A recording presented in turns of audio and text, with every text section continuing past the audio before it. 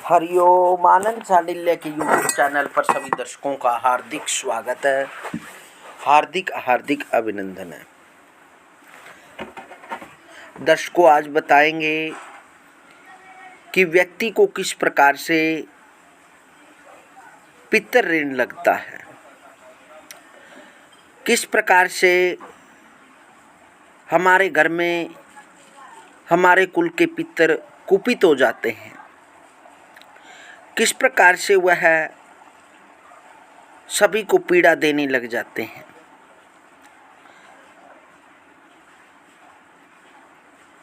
इस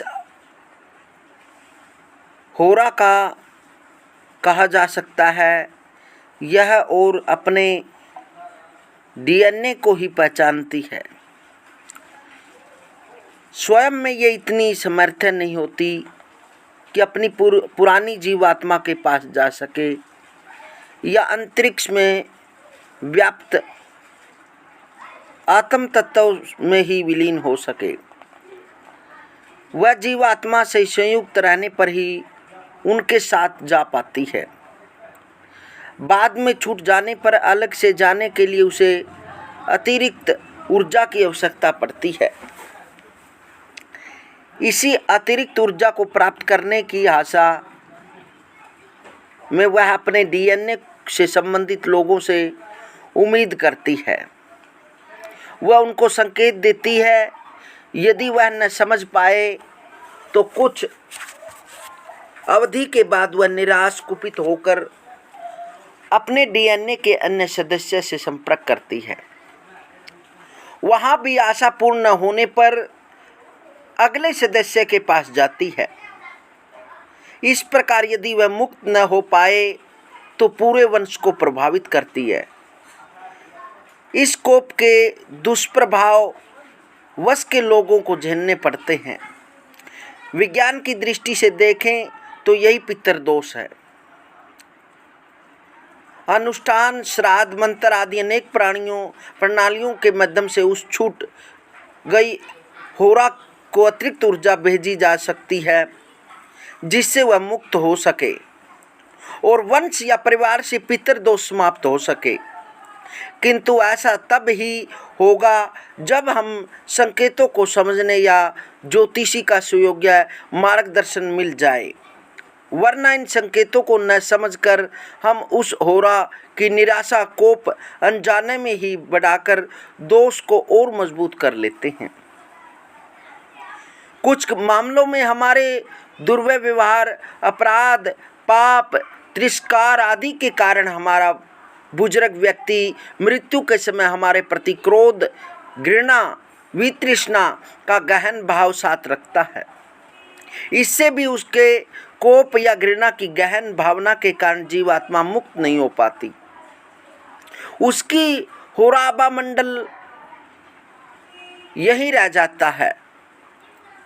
अनजाने में ही हमसे हो गई लापरवाही इस दोष का कारण बन जाती है। जैसे मृतक का श्राद्ध कर्म न करना या उचित प्रकार न करना अथवा अंत समय पर मरण आसन व्यक्ति द्वारा पानी मांगे जाने पर पानी दिए जाने में विलंब हो जाने के कारण मरणासन व्यक्ति का प्यासा ही मर जाना आदि। इसके अलावा भी अनेकों वर्जित कार्य पाप कर्म ऐसे हैं जो जाने अनजाने में होते चले जाने से पितर दोष बना देते हैं। इसके विषय में बहुत सी धारणाएं हैं।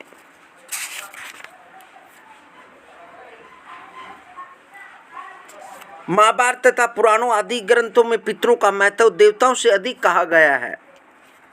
उसके मुताबिक अगर किसी के पितर उससे संतुष्ट व प्रसन्न हैं तो देवता भी अधिक समय तक उससे रुष्ट नहीं रह पाते। उन्हें प्रसन्न होना ही पड़ता है और जब तक वे अप्रसन्न रहें तब तक पितर व्यक्ति की सहायता करते हैं। जबकि यदि किसी के पितर उससे असंतुष्ट, रुष्ट, अप्रसन्न, कुपित हो तो देवता भी उससे अधिक समय प्रसन्न नहीं रह पाते। वे जब प्रसन्न होकर व्यक्ति को कुछ देना चाहते हैं, पितर उसमें बाधक बन जाते हैं।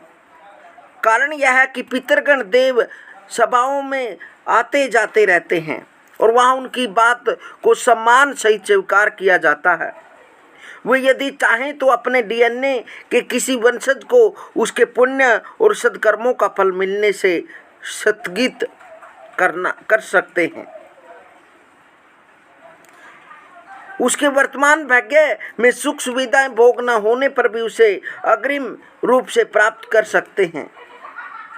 अलबत्ता किसी के द्वारा किए गए कर्म के फल को वो समाप्त कैंसिल नहीं करा सकते, केवल आगे पीछे करा सकते हैं, क्योंकि कोई भी कर्म कभी फल से रहित नहीं होता। दरअसल ये पितर वो होते हैं जो अपने अधिक संचित पुण्यों के बल पर अपनी आरा सहित स्वर्ग और ऊर्ध्वलोकों में एक निश्चित अवधि तक प्रतिष्ठित रहते हैं। मरणोपरांत उस अवधि के पूर्ण होने तक उनका अगला जन्म नहीं होता। ये पूर्व वर्णित छूट गई हारा प्रेत से भिन्न होते हैं, किंतु कुपित असंतुष्ट हो जाने पर ये अपने वंशज के लिए पितर दोष का कारण बन जाते हैं। इस कारण से पितर दोष हमारे घर में होता है। जब हमारे घर में कोई वृद्ध बुजुर्ग जब वह मृत आसन पर होता है, यदि उसकी सहायता न की जाए, उसको जल न दिया जाए, वह जो बताना चाहता वह न सुना पाए, तो वो हमारे ऊपर कुपित हो जाते हैं। इसलिए पितर दोष से यदि छुटकारा चाहना चाहते हैं या आप जानना चाहते हैं कि हमारे घर में पितर दोष है, पितर दोष के कुछ लक्षण होते हैं, वह लक्षण अगली वीडियो के माध्यम से आपको बताएंगे। हरिओम हरिओम हरिओम।